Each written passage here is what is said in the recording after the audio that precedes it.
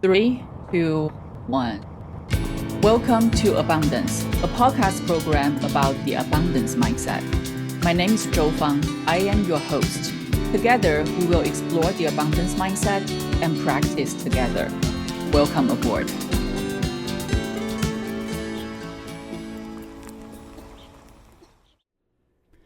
Hello there. Welcome back to Abundance, a podcast program about the abundance mindset, the world of abundance, and how do we practice the abundance mindset. And I am your host and teacher, Zhou Fang. And today we're going to talk about something that's been mentioned a lot at workplace, in community, and in our culture, and in society as well. And it's about boundary. So what is boundary? Right? It's like in sports, we all know there's always a border or an edge or a boundary. And sometimes you kick the ball and the ball goes out of boundary. And that's like, we need to start over, right? I think oftentimes we can see visible boundaries, like say a border, or sometimes, a line, or sometimes a designated area. And those are all visible boundaries. And I feel these days when we talk about boundaries, they are oftentimes invisible. Or psychological or mental or emotional, etc., especially when we talk about workplace, kind of a work-life balance, etc., which is another kind of hyper-used term. And when I think of boundary, I think about when people say, do not cross the line, right? Or there's kind of like, sometimes people say, some principles, or sometimes people say these are the rules that we should not break. Like, I don't want to cross the line. Tell me, what would set off, say, the alarm, or what would upset you. Or sometimes we say, oh, you just have no boundary, which means you are kind of like very loosey-goosey, kind of like crossing things back and forth. Oftentimes we say, hey, do you have time for a 5-minute call? And if we're not careful about it, that 5 minutes becomes 10 minutes or becomes 15 minutes, right? Or oftentimes we say, can you take on this project? While someone else might already have a lot going on, but they don't want to say no, or they don't want to sound like incompetent. So at work, we oftentimes see people who are very high achieving, or people who really want to show up or do well, or people who are very ambitious, right? They will say, of course, I will take on this. And as a result, right, boundaries, the lines are being blurred. So before we know it, people are getting very tired or burnt out or fatigued or bitter or resentful. That's because we don't have clear boundaries or clear lines. I think a very good example in modern times is, say, technology. Technology is really, really helpful for our lives. And it can also diminish boundaries very quickly because everything is just so fast. It's within kind of like so reachable, right? It's like someone posts on social media and it's available instantly for everyone. And then suddenly everyone can reach out to you and ask you questions, etc. And then you are so kind of like, oh, wow, it's right here. So the boundary, even though it's invisible, the lines are blurred. Another example is tools. So at workplace, right, we oftentimes use technology as tools to help us with, say, project management, say, team communications, and also, development and leadership and stuff. I remember people having a lot of thoughts about Slack or Teams or other collaborative tools. I think it's good to collaborate, and these tools make it a lot easier to do that.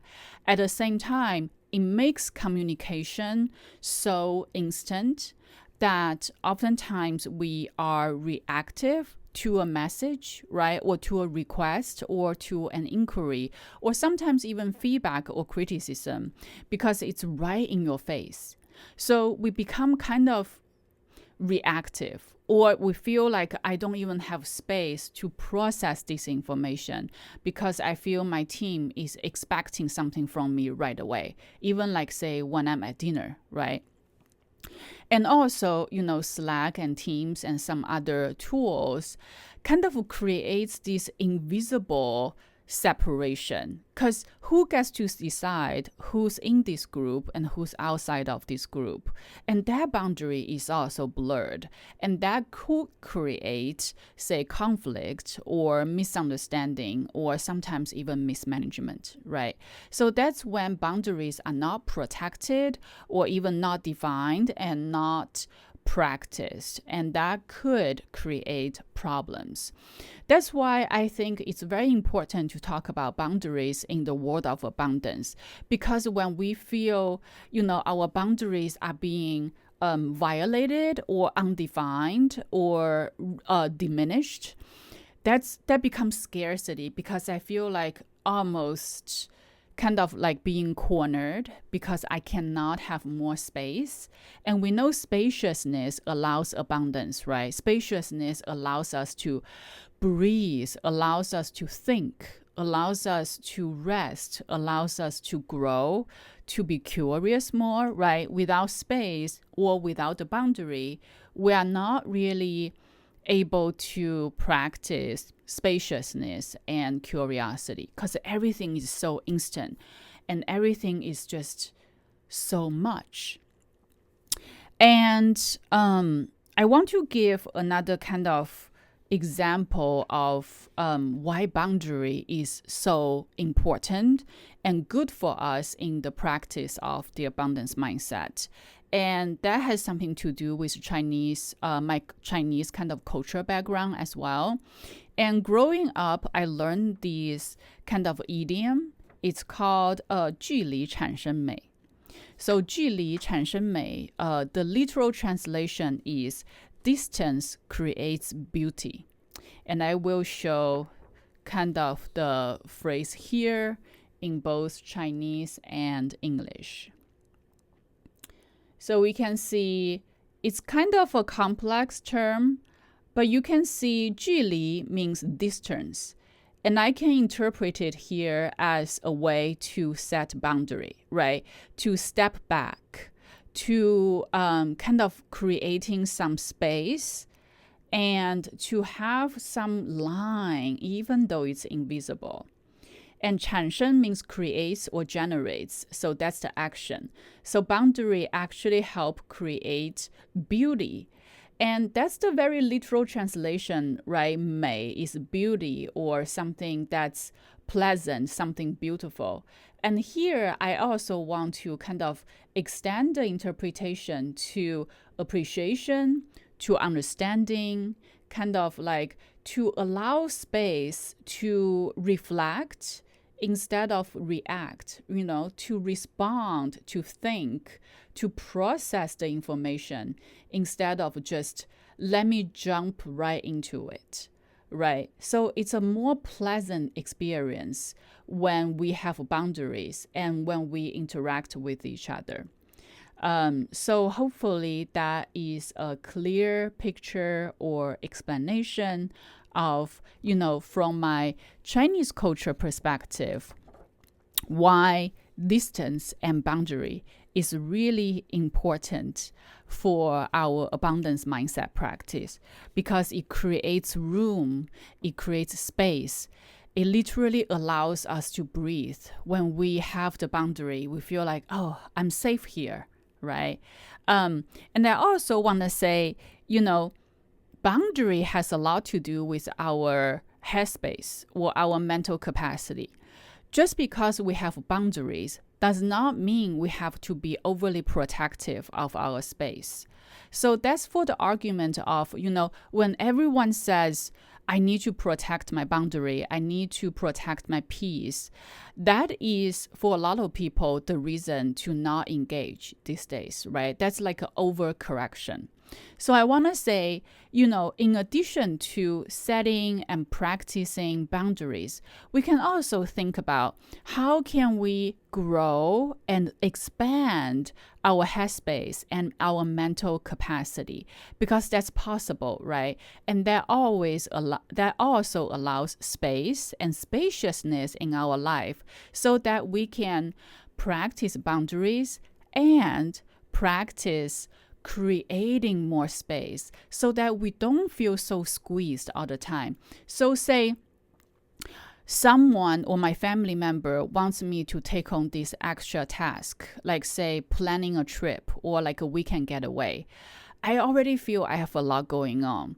So is there any way for me to expand my headspace, to create more, flexibility, to create more capacity for me emotionally and mentally to help with this weekend getaway in the family?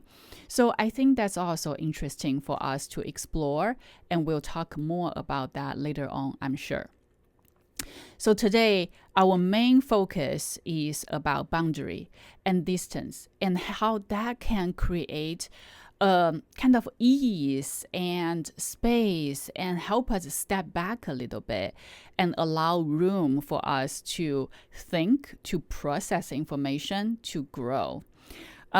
So I hope that resonates and is useful information for you. And if you resonate or think this is good information, please hit like. Please feel free to leave your comments here. And please also share the program with your friends and family. Please subscribe. Please turn on the notifications so you don't miss anything from us.